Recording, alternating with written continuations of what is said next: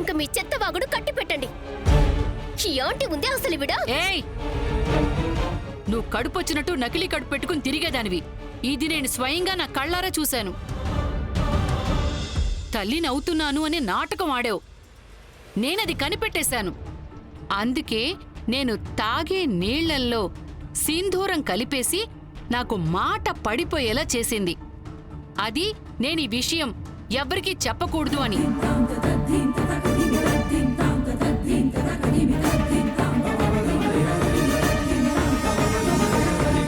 తరుణను చంపేయాలని కూడా అనుకుంది. అందుకే నేనిక్కడి నుంచి పారిపోవాల్సి వచ్చింది.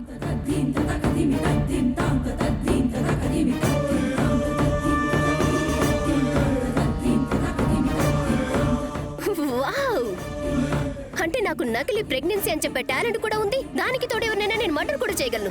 ఇదే కదా చెప్పాలనుకునేది మీరు, యమున ఆంటీ. నువ్వు చాలా ప్రమాదకరం. రేఖ వదిన, నేను మీకు ఏం అన్యాయం చేశాను? మీరు నాతో ఇంత దారుణంగా ప్రవర్తిస్తున్నారు.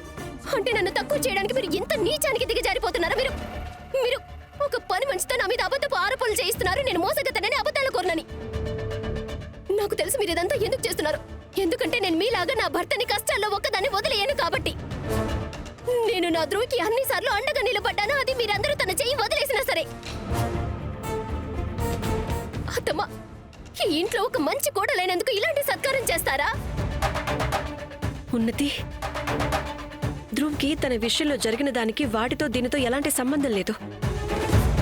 ఇక్కడ మాట్లాడుతున్నదే నీ అబద్ధం గురించి. నువ్వు ఇన్ని రోజులుగా మా అందరి కళ్ళు కప్పిదాచిన అబద్ధం గురించి. యమునాంటీ, మీరందరికీ చెప్పండి నాకు చెప్పిందంతా. ఏం అవసరం లేదు. ధ్రువ్, ధ్రువ్,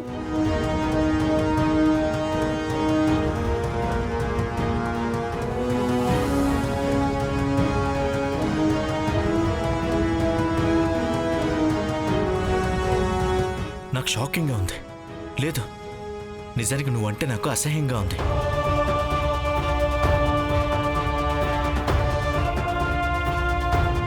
నువ్వు యమున ఆంటీకి ఎంత డబ్బు ఇచ్చావు? నా వైఫ్ పరువు మొక్కలు మొక్కలు చేయడానికి, నిన్ను నువ్వు గొప్పదాన్ని అనిపించుకోవడానికి. ధ్రువ్, అలాంటిది ఏమీ లేదు. మరి ఎలాంటిది? నువ్వేం చెప్తున్నావు? ఉన్నతి అసలు ఎప్పుడు ప్రెగ్నెంటే కదా?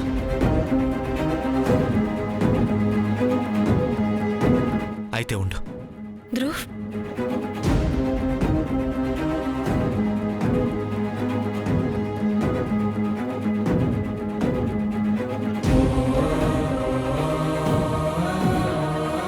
నీకు చాలా సరదా కదా న్యాయమూర్తి అవ్వడం. నీకు రిపోర్ట్స్ చూపిస్తానుండు. మీరందరూ కూడా చూడండి. చూడండి, ఈ రిపోర్ట్స్ చూడండి. ఇది సోనోగ్రఫీ, ఈ బ్లడ్ రిపోర్ట్స్ అండ్ ఈ మెడికేషన్, ఇవన్నీ ప్రతి కాగితం అరిచి అరిచి మరీ చెప్తున్నాయి ఉన్నతి ప్రెగ్నెంటే అని. తన కడుపులో నా బిడ్డ ఉంది. కానీ నువ్వు నీ అజాగ్రత్తతో, లేక బహుశా పగ తీర్చుకోవడానికి చంపేశావేమో.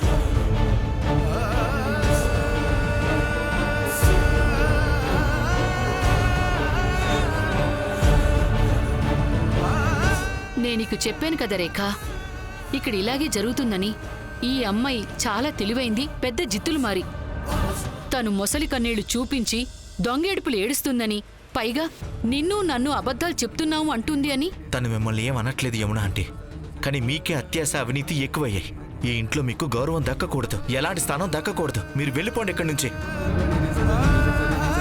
చెప్పేది మీకే, వెళ్ళిపోండి. యమునాంటీ,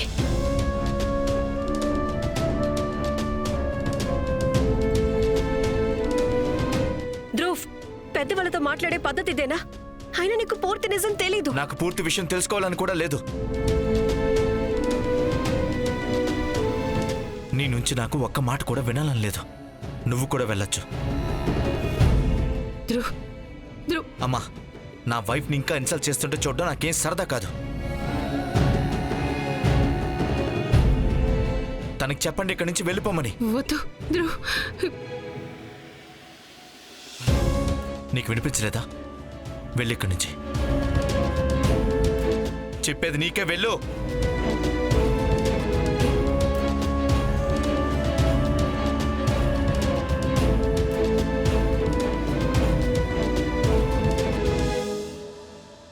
రేఖ,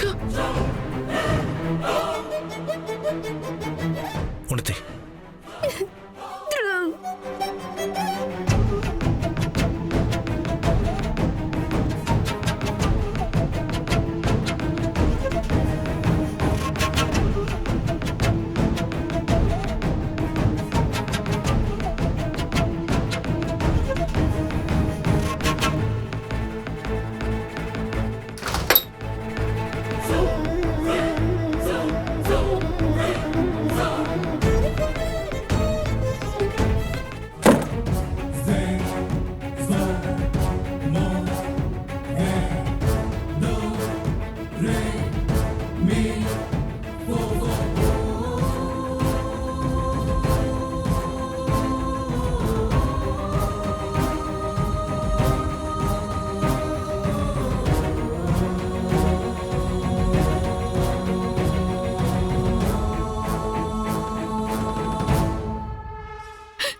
యమున ఆంటీ ప్లీజ్ శాంతించండి.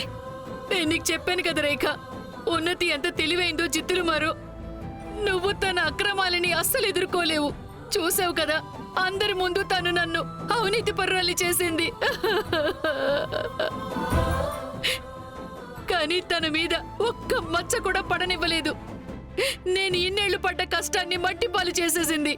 నిజం చెప్పడం వల్ల ఏంటి ప్రయోజనం? లేదు యమున ఆంటీ, నిజం చెప్పడం వల్ల ఎప్పుడు మంచి జరుగుతుంది. అయినా నాకు ధ్రువ్ సంగతి తెలీదు. కానీ నేను ఆశించేది ఒక్కటే, పిన్ని అమ్మ దీని గురించి ఆలోచిస్తారు. మరి వాళ్ళు మౌనంగా ఎందుకున్నారు? ఆ పిల్ల నన్ను అవమానిస్తున్నప్పుడు తనని వాళ్ళు ఎందుకు ఆపలేదు?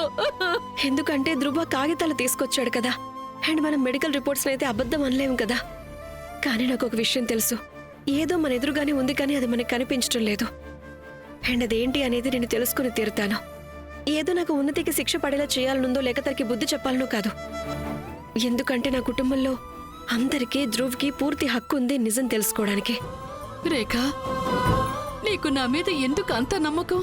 యమున ఆంటీ, మీరు మమ్మల్ని కనకపోవచ్చు, కానీ మీరు మమ్మల్ని పెంచారు, అమ్మలా చూసుకున్నారు.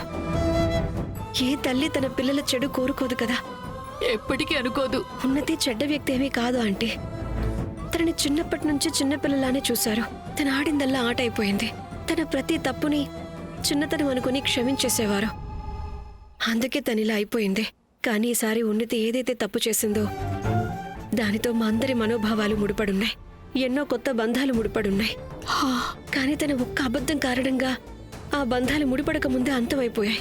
నేను ఉన్నతికి చెడు జరగాలనుకోను, కానీ తన తప్పును నేను అందరికీ తెలిసేలా చేయాలనుకుంటున్నాను.